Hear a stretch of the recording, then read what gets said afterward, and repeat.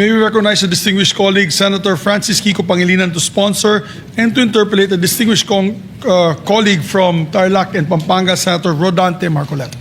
Senator Francis Pangilinan is recognized and to interpolate Senator Rodante Marcoleta.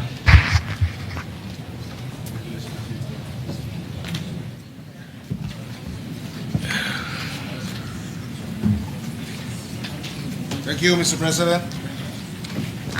We are ready to respond to the questions and the interpellation of the good senator, my fellow Kapampangan, my kabalin, Senator Marcoleta. Thank you, Mr. President. I'd like to thank my colleague from the gentleman from Pampanga and Quezon City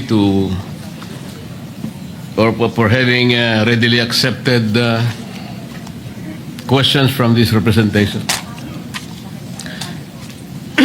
Mr. President, in the sponsorship speech of the Honorable Senator from Pampanga and Quezon City,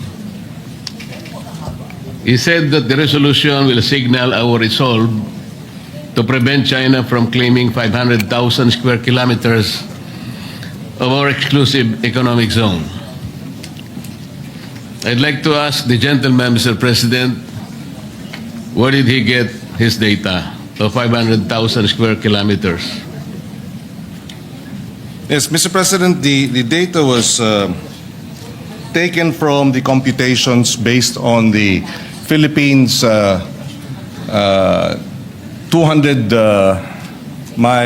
nautical miles exclusive economic zone, Mr. President, and juxtaposed with the claim of the of China in the 10-dash line, wherein about 90% of the West Philippine Sea, South China Sea, is being claimed by them.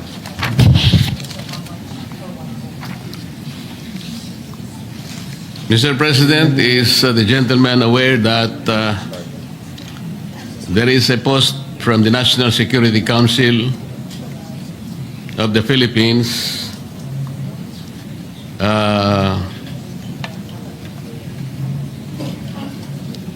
saying that our West Philippine Sea is approximately 381,000 square kilometers?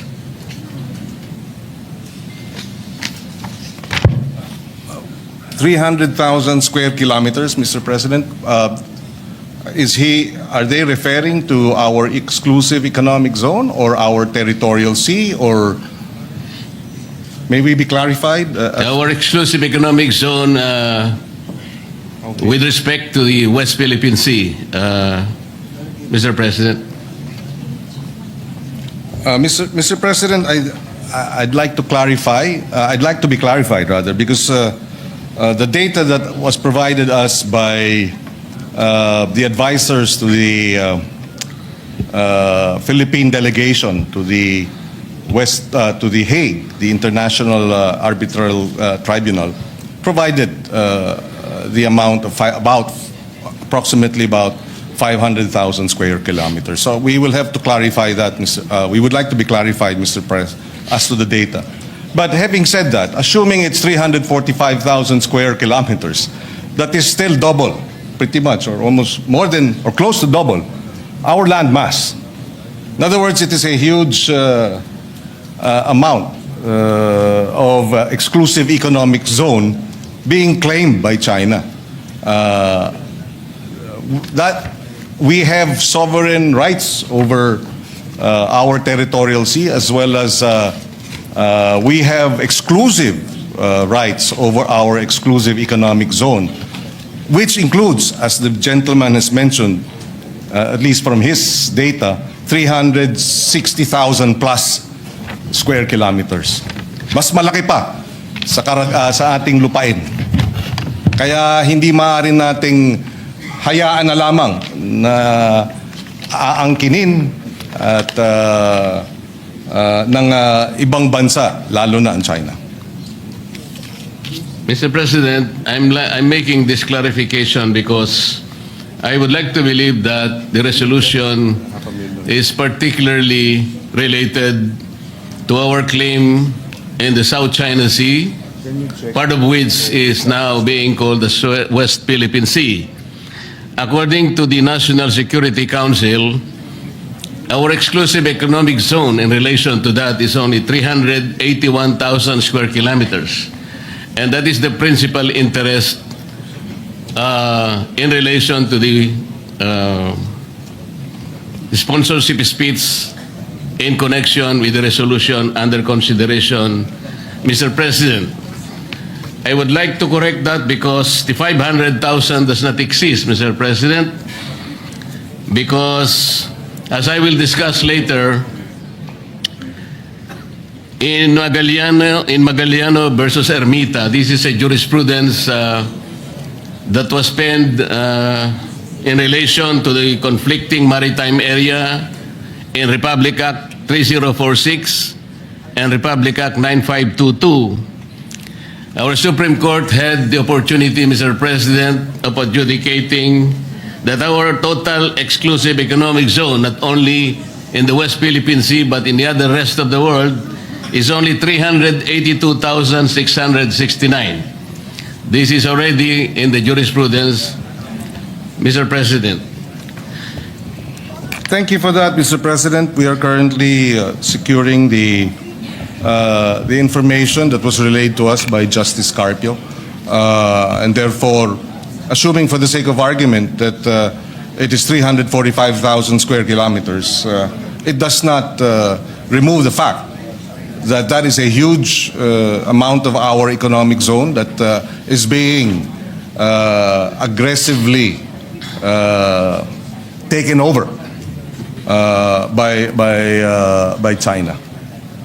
The only reason, Mr. President, that I'm trying to specify the exact area of our exclusive economic zone, because the next question is, would the Honorable Senator agree that in law a claim to land or waters must be defined by metes and bounds?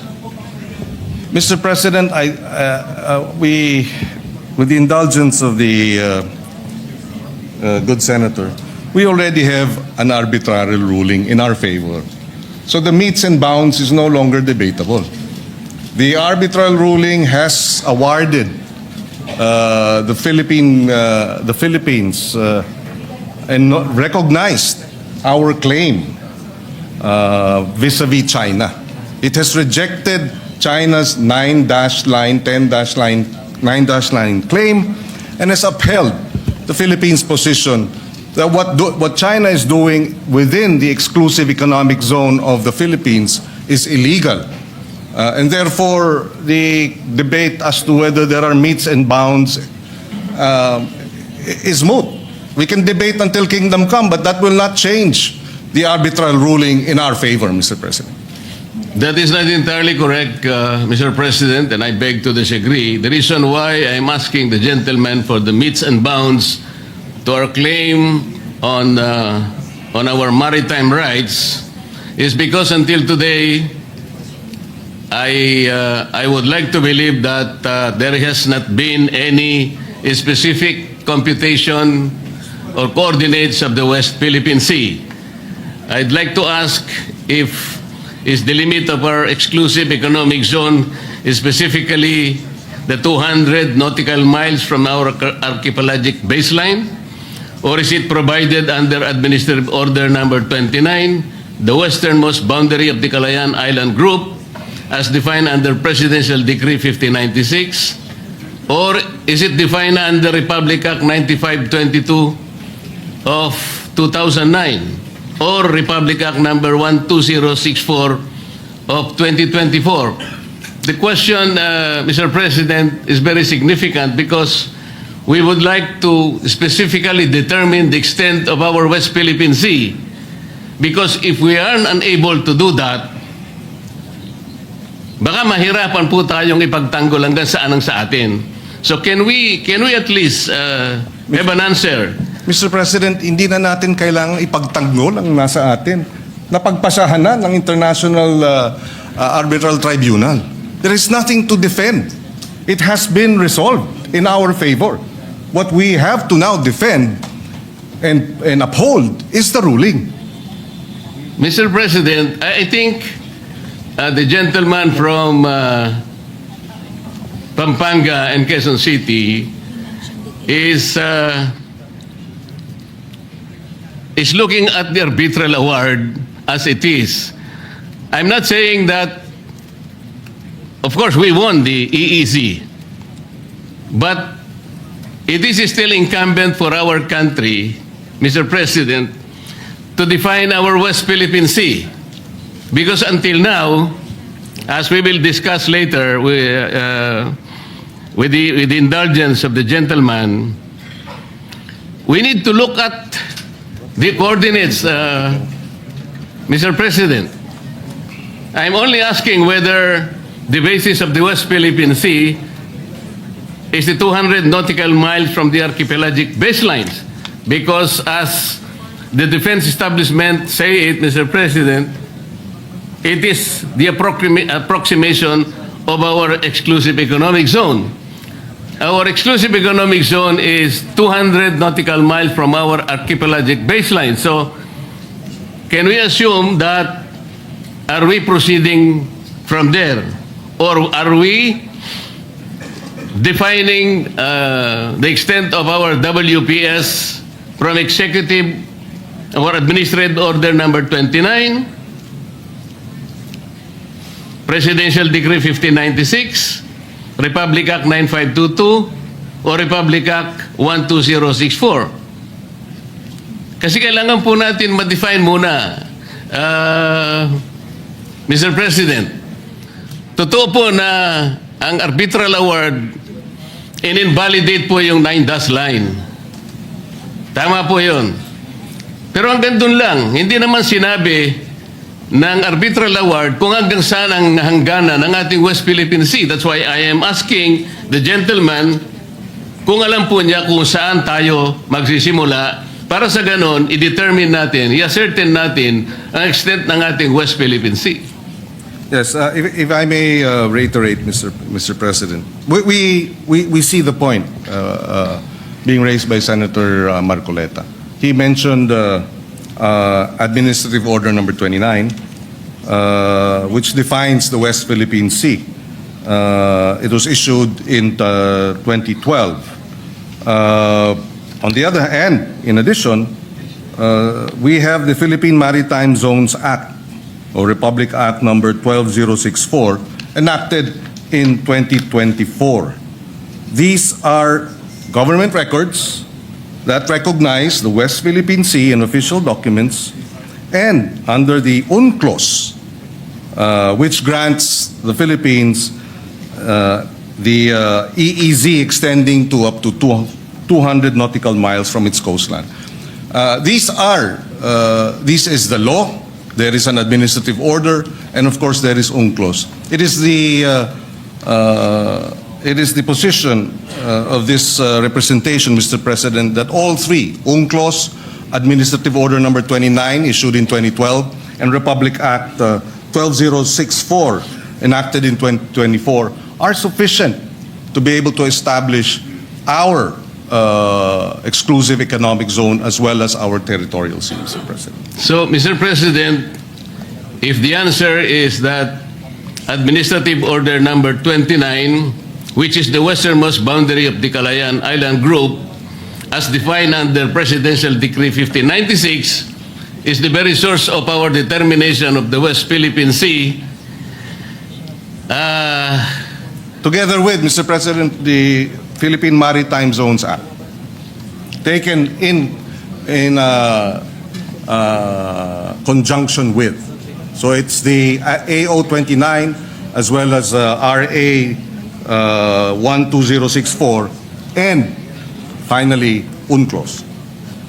Yes, Mr. President, isa-isayin lang natin. Doon muna tayo sa Administrative Order number 29, which confirmed Presidential Decree 1596. Mr. President, under PD 1596, President Marcos Sr. drew boundaries around certain features of this Spratly Island and called the enclosed area as Kalayaan Island Group. At that time, there was no exclusive economic zone yet under the UNCLOS. However, is the Honorable Senator aware that in 2016 the South China Sea Arbitral Tribunal declared the boundaries of the Kalayaan Island Group as contrary to the UN Convention of the Law of the Sea? Well, Mr. President, I'm not familiar with the particular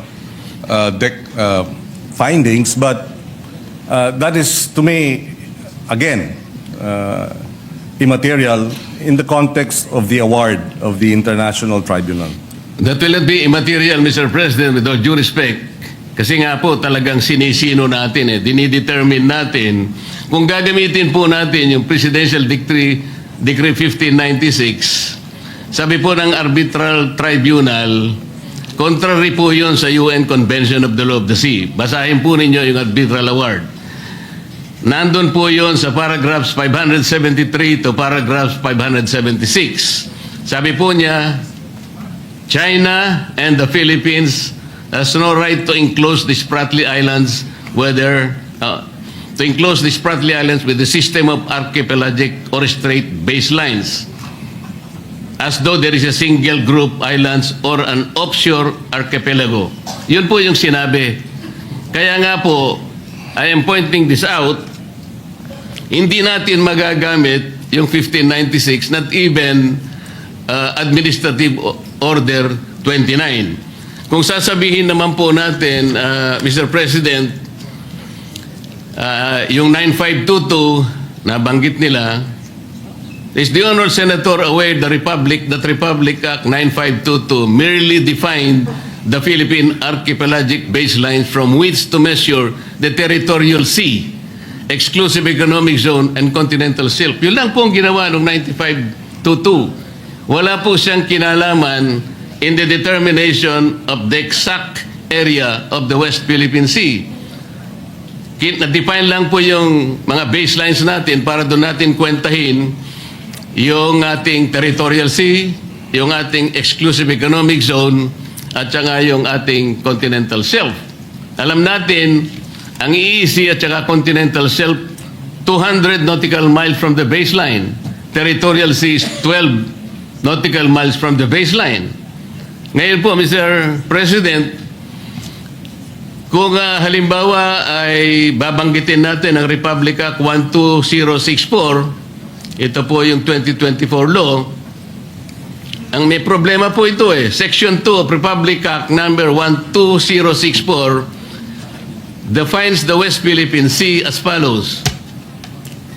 The maritime zones of the Philippines on the western side of the Philippine archipelago, including the Luzon Sea and the territorial seas of Bajo de Masinloc and the maritime features of the Kalayaan Island Group, shall collectively called the West Philippine Sea. Ano pong problema nito, Mr. President, Your Honor? Based on that definition, would the Honorable Senator agree that the westernmost limits has two elements?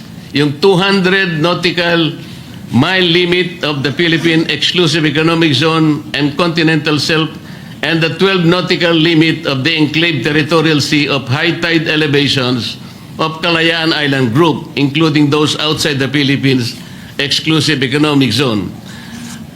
Hindi rin po natin magagamit yung 200 nautical mile limit, Mr. President. Bakit po? Alam po ba ng ating honorable gentleman from Pampanga and Quezon City na pag ginamit po natin yung West Philippine Sea na 200 nautical mile limit ng ating exclusive economic zone, 17 features po ng Kalayaan Island Group ang mawawala sapagkat wala po siya. Hindi siya na-enclose ng 200 nautical miles. Alam din po ba ng ating honorable senator that four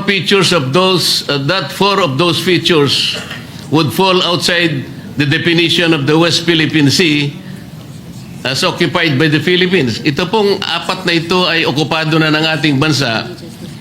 Ngunit wala po siya sa 200 nautical miles eh. Katulad po ng Pag-asa na tinatawag na Tito Island. It's 227 nautical miles to Palawan. Parola or Northeast K, 240.2 nautical miles to Palawan. I don't see the... Kota or Laita Island is 207 nautical miles to Palawan. And Lakiam K, 203.7 nautical miles to Palawan. Are you aware, Mr. President, that these features are separated by high seas? Ito pa po ang problema eh. Kaya po nagiging importante na kailangan po natin munang pag-aralan hanggang saan eksakto pong coordinates ba ng ating West Philippine Sea. Dito po sa binabanggit nating mga batas sa ngayon, kung titingnan natin, hindi po natin sila magagamit, Mr. President. Kaya napakahirap po ngayon nating sagupain yung mga pananaw na parang may nag-aangkin ng atin pero hindi pa natin ma-define kung ano talaga yung atin. Kaya po dito ako nagsisimula, Mr. President. Mr. President, if I may be allowed, again, I don't see the point. Are we trying to say here that the arbitral ruling was erroneous, and therefore we should stop claiming what was awarded us? I don't see the logic, Mr. President. We were awarded by the arbitral tribunal. It is ours.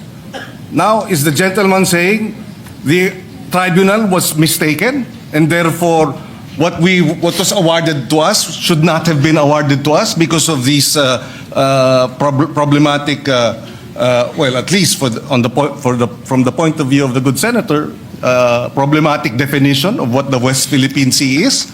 I beg to disagree, Mr. President. Besides, the arbitral ruling did not touch on the issues being raised today by the good senator. And even if it did, assuming it did, hypothetically, we were still awarded, and we were our claim and our rights were recognized, and China's rights were rejected. Are we saying here now, Mr. President, that we have to go back to the arbitral ruling, to the tribunal, present a new definition of what constitutes West Philippine Sea, so that they can amend or they can set aside the award? Please, I would appreciate being clarified. Let me clarify, Mr. President. Are we getting the impression that the West Philippine Sea was awarded to us by the Arbitral Tribunal on a silver platter? Sinabi po niya kung nasaan yung ating mga coordinates? Well, Mr. President, Tayo po ay merong entitlement sa 200... Again, Mr. President, assuming that these have to be defined, I think we can define that by Philippine law.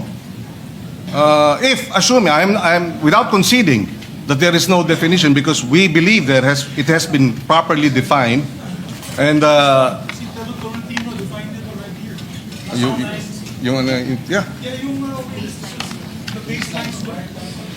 Maritime base. Oh, we were not in the Senate then, but Both of you were not the Senate. We already discussed it. We had the big billboard here.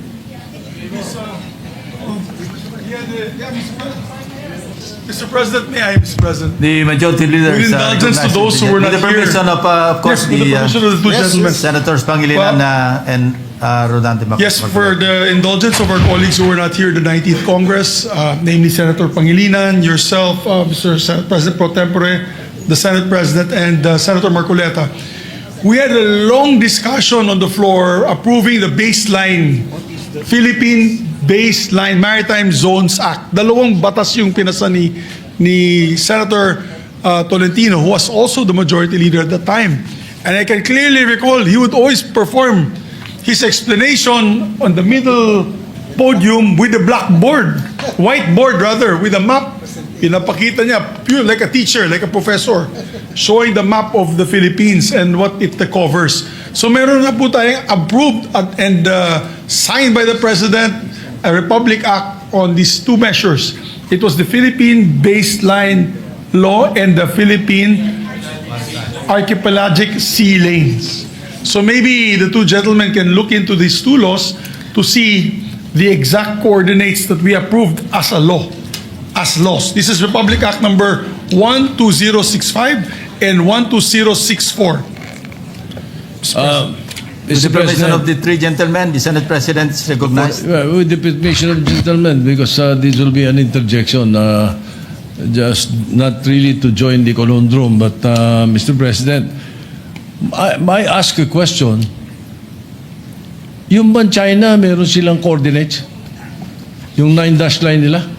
Wala. Wala eh. Tayo nga may baseline eh. May baseline, 10-dash line na. Oh, may coordinates ba? Wala eh. Tayo nga may baseline survey law eh.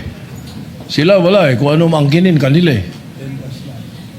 So, I want to find out where are the coordinates of China in the West Philippine Sea. Mr. President, may I request that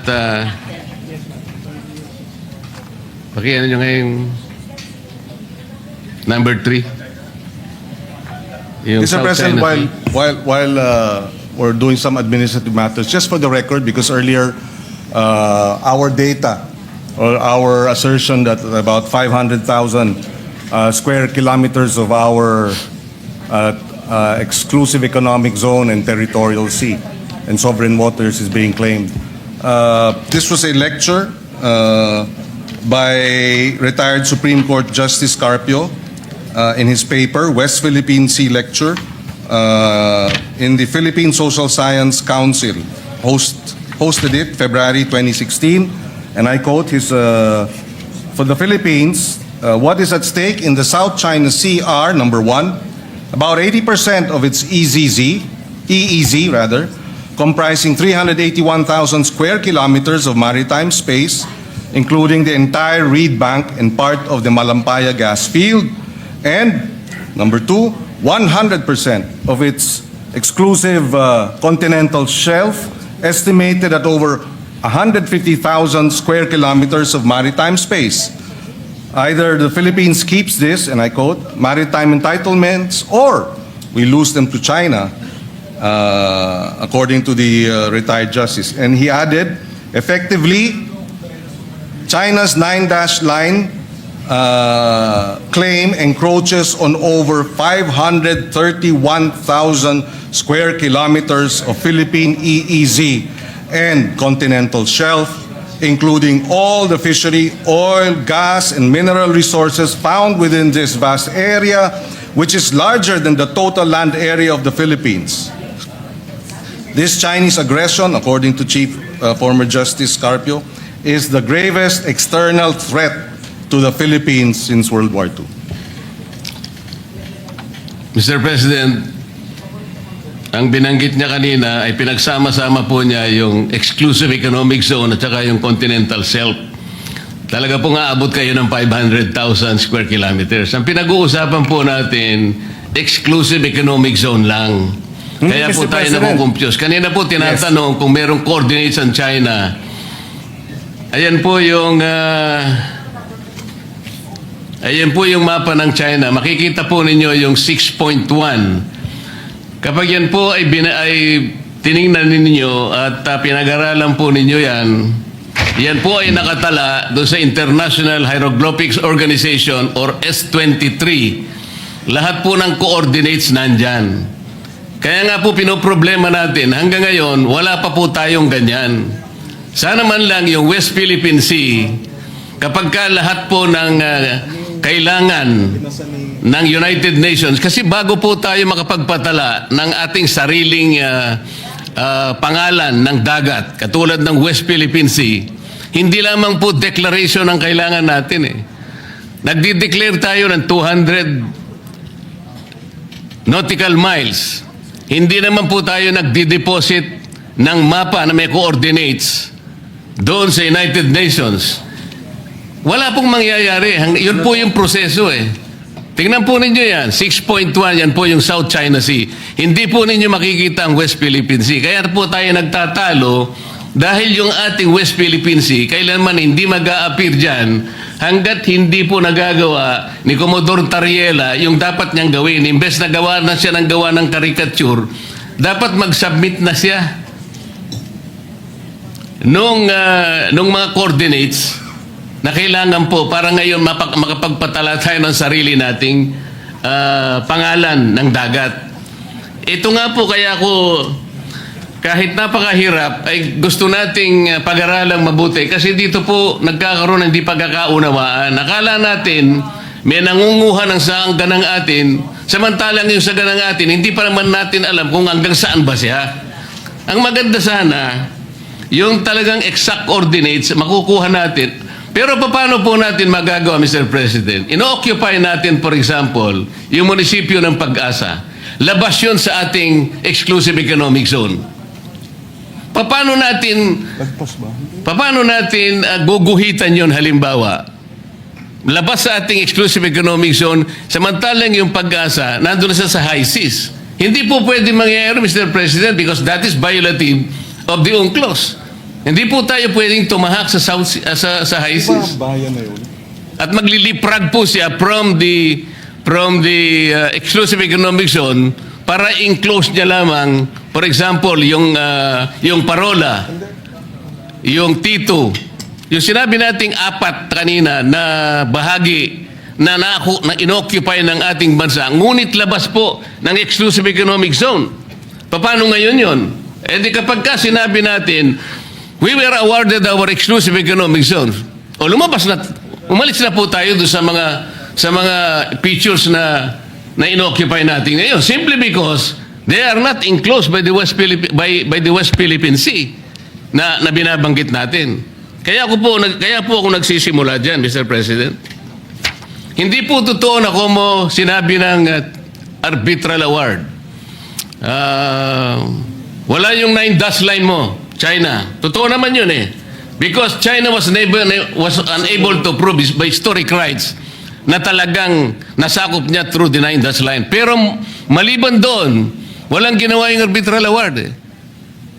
The arbitral tribunal did not adjudicate yung pamumosisyon nila sa mga features. Hindi naman niya sinabi, China, umalis ka na dyan sa mga inoccupy mong features. Meron ba siya sinabing gano'n? Wala po. And China continues to occupy those features. Meron din tayo. Meron din ang Vietnam. Kaya po disputed ngayon eh. Kahit na po in-award ang West Philippine Sea o yung ating exclusive economic zone, it's still a disputable waters. Dahil nga, wala pa tayong coordinates na isasubmit na nire-require po sa atin. This is the whole point, Mr. President. Yes. If we may be allowed. Mr. President, gaya ng nabanggit kanina ng ating mga kasamahan, noong 2024 na ipasa yung RA 12064 nga at doon mismo dinebate Section 14, other maritime jurisdictions, the Philippines shall exercise all other maritime rights and jurisdictions in accordance with the UNCLOS, the South China Sea Arbitration, case number 2013-19, international law and other pertinent and regulations of the Philippines. Mr. President, we beg to disagree that the coordinates are not clear, that we have not been able to determine it. We have by law, we have by administrative order, and we have by the arbitral ruling. All these should suffice, Mr. President, for us to assert that China is illegally occupying parts of our exclusive economic zone and is claiming likewise 150,000 square kilometers of our continental shelf and 381,000 square kilometers of our EEZ. I mean, that should suffice for this, at least for this resolution to be passed. For the resolution that we are now tackling be adopted, Mr. President. Mr. President, In addition, if I may, the Kalayaan Group of Islands Kalayaan is a municipality of Palawan. Pag-asa is a barangay. Yes. And therefore, the exclusive economic zone as defined in UNCLOS provides that it is a sea area extending up to 200 nautical miles from a coastal state's baseline. So the baseline would be the Kalayaan group and 200 nautical miles from the Kalayaan group. So I do not see how the Kalayaan Islands is outside of our exclusive economic zone. I beg to disagree, Mr. President. Just for the record, no, the Pag-asa Island is a barangay of the Kalayaan Island group under the province of Palawan. Yes. And it is 445 kilometers away from Puerto Princesa.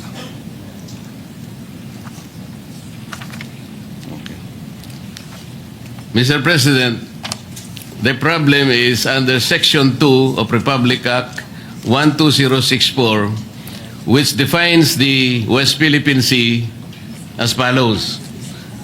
The maritime zones of the Philippines on the western side of the Philippine archipelago, including the Luzon Sea and the territorial seas of Bao de Masinloc and the maritime features of the Kalayaan Island group, shall be collectively called the West Philippine Sea. What is the problem there, Mr. President? Yun nga po kasing Pag-asa Island at saka yung Parola Island, nakasama po ng KIG, ay labas po doon sa West Philippine Sea. At ito po ay blurred by the high seas that separate them from the rest of the Kalayaan Island group. So let me show, pwede bang pakita yung isa pang mapa? Map number 1. Uulitin.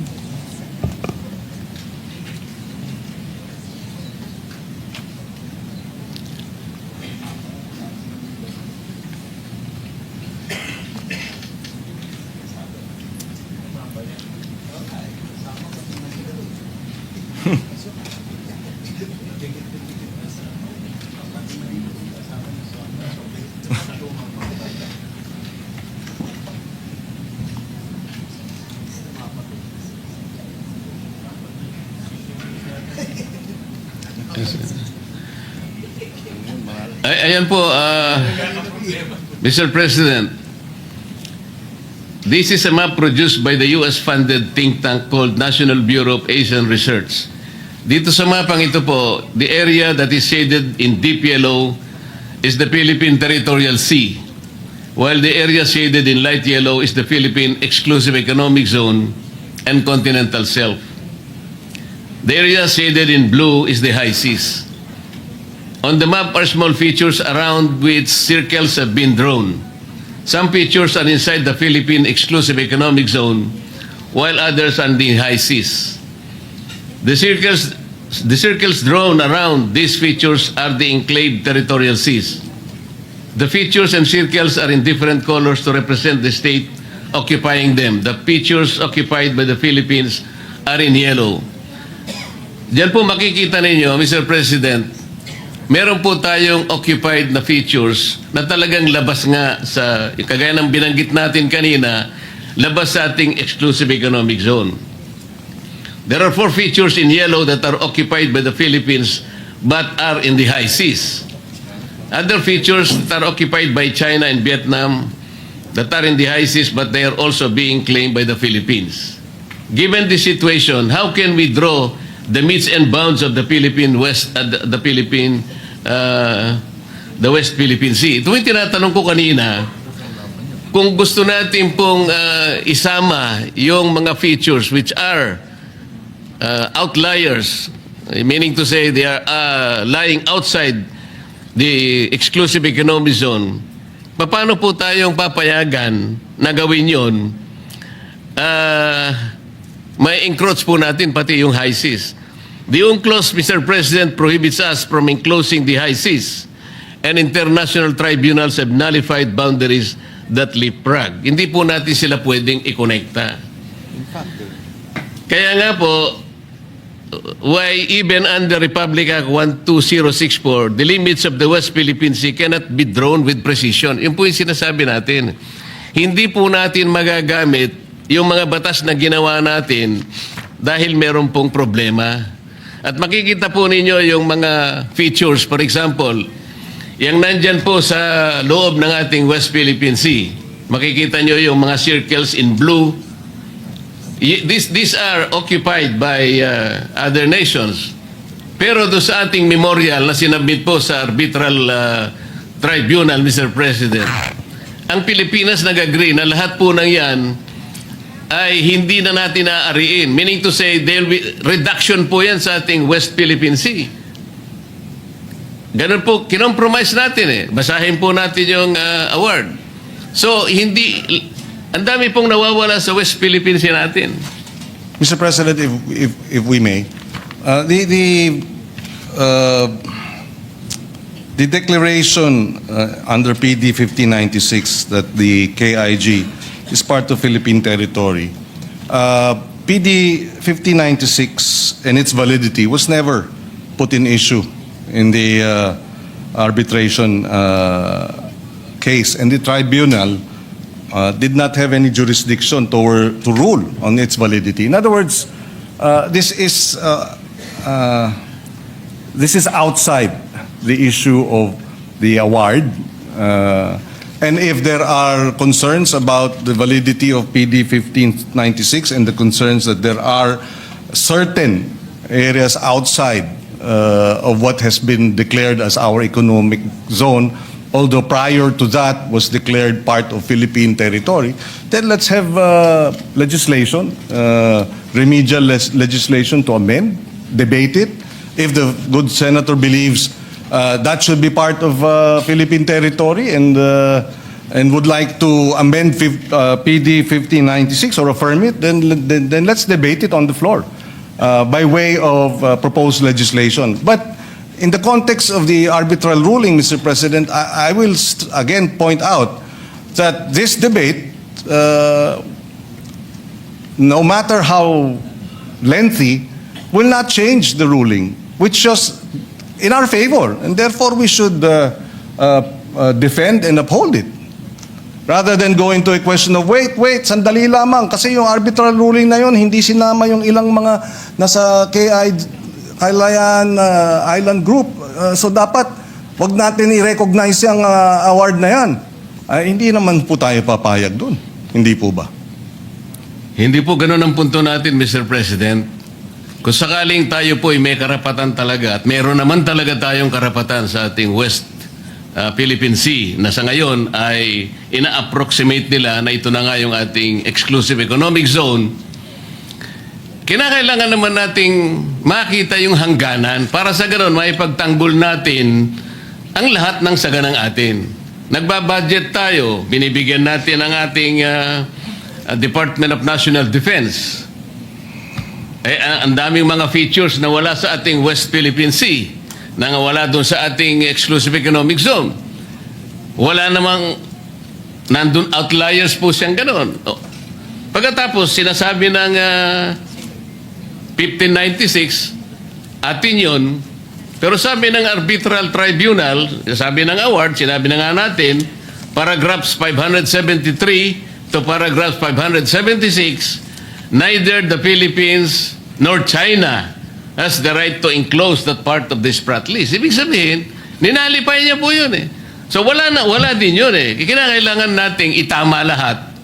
Sangayon din sa UNCLOS na doon naman ay signatory tayo. Ito po yung kanina ko pa gustong ipaliwanag. Walang masama na yung ating saganang atin, pag-aari natin, madetermina natin. Halimbawa, binigyan tayo ng isang pag-aari, isang sukat ng lupa. Sinabi ng ating kaibigan, mula sa bundok na ito hanggang sa bundok na yun, sa iyo yan.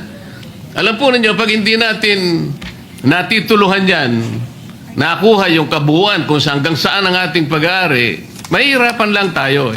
Kaya po nagkakaroon tayo ng pag-aaway, ngayon lamang po nakikita na natin ang talagang pangangailangan na pag-aralan nating mabuti muna ito. Kesa sasabihin natin, gagawa ng halimbawa ng caricature ang isang Commodore natin na ilalagay niya sa nakakatuwa at pangit na itsura ang leader ng isang bansa.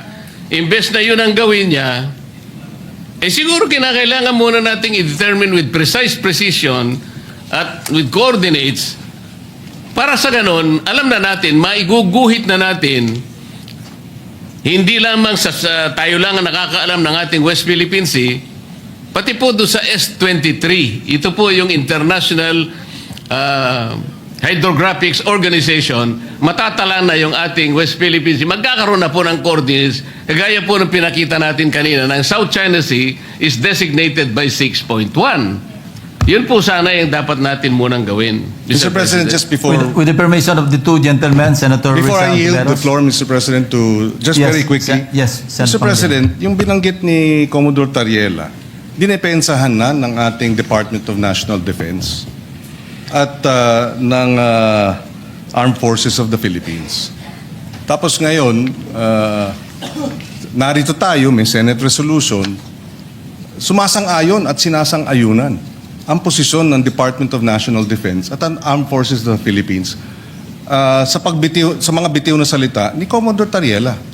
Hindi ba dapat susugan natin at suportahan natin at we rally behind our armed forces, our Department of National Defense, rather than kowtow, not kowtow, but rather than give China the benefit of the doubt as regards their motivations in attacking one of our men in uniform? We have to defend and support the Department of National Defense and the Armed Forces of the Philippines. It's as simple as that, Mr. President.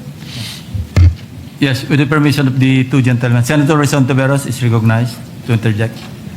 Salamat, Mr. President. Sinusuportahan ko yung kahuling sinabi ni Senator Pangilinan. Dagdag pa po, ilang beses ko na rin po narinig mula sa Ginoo, mula sa Pampanga and Tarlac, yung di umano'y coordinates ng China sa South China Sea o ng 9-dash line. At ipinakita po kanina yung mapa ng International Hydrographic Organization. Sa research po, ang International Hydrographic Organization o IHO is a technical, not a political organization. And its map delineations do not constitute legal recognition of sovereignty such as China's 9-dash line. So ang ipinakita pong mapa kanina ng good gentleman, mapa ng IHO na may mga notation na 6.1, 6. Kung ano-ano pa, hindi po yan coordinates. Mga numero lamang sa mapa. Further po sa research, the 9-dash line representing China's expansive disputed territorial claims in the South China Sea has no official, fixed, or internationally recognized geographic coordinates. Kaya yung sinasabi pong may coordinates na ang China sa South China Sea, pati sa ating West Philippine Sea, na may coordinates sila sa 9-dash line, wala po. That U-shaped dotted line, which covers roughly 90% of the sea, is vaguely defined and can shift across maps. So ngayon pa lang po, i-disabuse na po natin ang ating kaisipan na may coordinates ang China dyan sa napakalawak na claims niya, pati sa ating karagatan. Salamat, Mr. President. I'm not very sure about this, but the discussion on the floor may have some national security implication. So the same concern was expressed by no less than the Senate President. So yes, Mr. Senate President. Yes, recognized. you're right. We are discussing a resolution which expresses the sense of the Senate supposed to be. The debate that I have been listening to is fine if we're debating on a piece of legislation addressing this, no, but it's not. So I'm worried that we are already trampling over issues of national security, and that is my question, Mr. President. What do you think? Yes, 1 minute suspension.